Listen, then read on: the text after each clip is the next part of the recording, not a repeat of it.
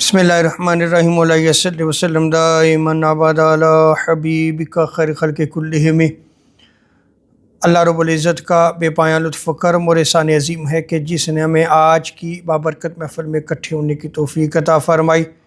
सबसे बढ़कर ये कि हमें दौलत ईमान से बहरामंद फ़रमाया। हमने जो सिलसिला शुरू किया था जनाज़ा और उसके मसाइल, उसी सिलसिले में आज दीगर मसाइल को आज हम ज़िक्र करेंगे। जब बंदे की जान निकल जाए, रूह जो है वो परवाज़ कर जाए, तो उसकी आँखों को बंद कर देना आका अलैहिस्सलाम की सुन्नत मुबारक है। जैसा कि हज़रत अबू सलमा जब उनके विसाल का वक्त करीब था तो आका अलैहिस्सलाम वहाँ पे मौजूद थे। जब उनका विसाल मुबारक हो गया तो हुज़ूर सल्लल्लाहु ताला अलैहि वसल्लम ने उनकी आँखों को बंद फरमा दिया।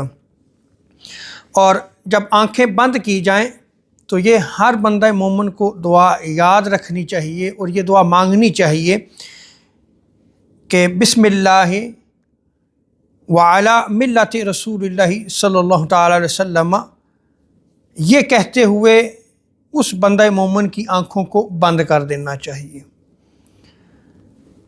और इसी तरह उसी के साथ आप उस मैयत के लिए दुआओं का सिलसिला शुरू कर दें, उसके लिए अच्छी बात करें। उसने जो ज़िंदगी में नेक आमाल किए थे उनका ज़िक्र करें, उसके लिए इस्तिग़फ़ार करें और उसकी आने वाली जो मंज़िलें हैं उसके लिए आसानी पैदा हो, ये दुआएं अल्लाह तबारक व तआला से करनी चाहिए।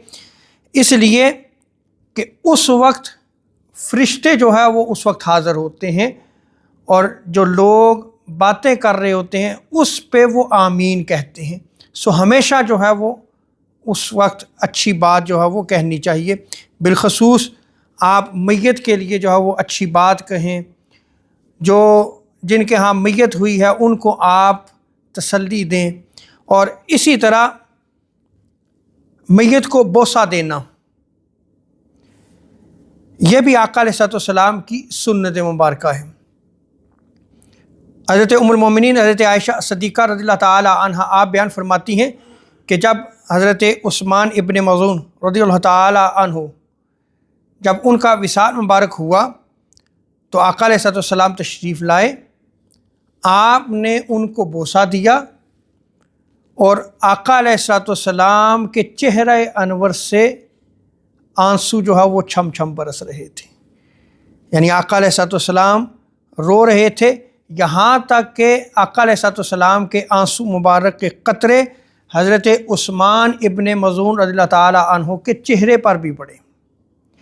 हज़रत उस्मान इब्न मज़ून ये याद रख लें कि वो दूध शरीक भाई थे और महाजर सहाबा में से आते थे। आका अलैहिस्सलाम उनसे बड़ी मोहब्बत फरमाया करते थे। अब इस रिवायत से साबित हुआ कि जब मैयत हो जाए तो गम में रोना ये जायज़ है। जाहिलियत वाले अमूर से बचना अज़हद ज़रूरी है।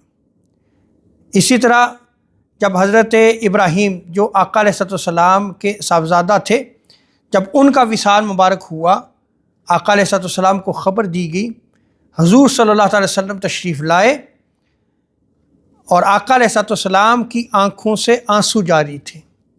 तो वहाँ मौजूद सहाबा ने पूछा, या रसूलुल्लाह सल्लल्लाहु अलैहि वसल्लम ये क्या है? तो आका अलैहिस्सलाम ने इरशाद फरमाया कि दिल गमगीन है जिसकी वजह से आंसू निकल आते हैं। तो गम और सदमा की वजह से रोना ये नाजायज़ नहीं है, बल्कि नाजायज़ क्या है कि जाहिलियत के अमूर सर अंजाम दिए जाए। चीखना, चिल्लाना, अगर औरतें हैं तो अपने चेहरे पे हाथ मारना या सीना को भी करना, तो जो जाहिलियत के अमूर हैं इनसे बचना चाहिए। जो शरीयत ने आपको इजाज़त दी है उसी पे आपको जो है वो अमल करना चाहिए। इसी तरह हज़रत अबू बकर सिद्दीक़ रज़ियल्लाहु ताला अन्हु ने जब आका अलैहिस्सलाम विसाल मुबारक फरमा गए तो उन्होंने हुज़ूर सल्लल्लाहु ताला अलैहि वसल्लम का बोसा लिया। जब बंदा इस दुनिया से चला जाता है تو اس وقت جو نیک روح ہوتی ہیں فرشتے وہاں پہ موجود ہوتے ہیں۔ حضرت ابن عباس رضی اللہ تعالی عنہما وہ فالمدبرات امرا کی تفسیر میں آپ فرماتے ہیں کہ جب روح کو قبض کیا جاتا ہے اس وقت ملائکہ کی ایک باقاعدہ جماعت حاضر ہوتی ہے، اور ملک الموت کے ساتھ دیگر فرشتے بھی اس روح کو قبض کرنے کے لیے تشریف لاتے ہیں۔ اس وقت کچھ فرشتے ایسے ہوتے ہیں جو روح کو لیتے ہیں اور آسمان کی طرف جو ہے وہ چڑھ جاتے ہیں، اور کچھ دعاؤں پر آمین کہنے والے ہوتے ہیں، اور کچھ میت کے لیے استغفار کرتے ہیں، یہاں تک کہ اس پہ اللہ تبارک و تعالیٰ کی رحمت کا نزول ہونا شروع ہو جاتا ہے۔ تو دیکھیں جو بندہ متقی ہوتا ہے، پرہیزگار ہوتا ہے، صاحب تقویٰ ہوتا ہے، تو جب اس دنیا سے جاتا ہے تو فرشتے اس کے لیے جو ہے وہ دعائے استغفار کرتے ہیں، اس کے لیے دعائے رحمت کرتے ہیں اور دعاؤں پہ آمین کہتے ہیں۔ حضرت ابو ہریرہ رضی اللہ تعالی عنہ وہ بیان کرتے ہیں کہ میت کے پاس جب ملائکہ آتے ہیں، اگر وہ آدمی نیک، صالح، پارسا، متقی ہو تو فرشتے نہایت ہی اکرام کے ساتھ یعنی تعظیم کے ساتھ یہ کہتے ہیں کہ نکلو اے پاکیزہ نفس جو پاک جسم میں تھی، یعنی اے روح تو پاک ہے اور تو پاک جسم میں تھی، اور اے قابل تعریف خوشخبری پاؤ، یعنی تیری روح بھی پاک تھی اے بندہ مومن، اور تیرا جسم جس سے یہ روح نکالی جا رہی ہے وہ بھی زندگی میں پاکیزہ رہا، سو اب تیرے لیے خوشخبری ہے جنت کی۔ تو دیکھیں اسی وقت اس کو جنت کی بشارات ملنا شروع ہو جاتی ہیں، اور پھر یہاں تک کہ اس روح کو نکال لیا جاتا ہے، یعنی ابھی روح نکلی نہیں، اس بندہ مومن کو خوشخبریاں سنائی جاتی ہیں۔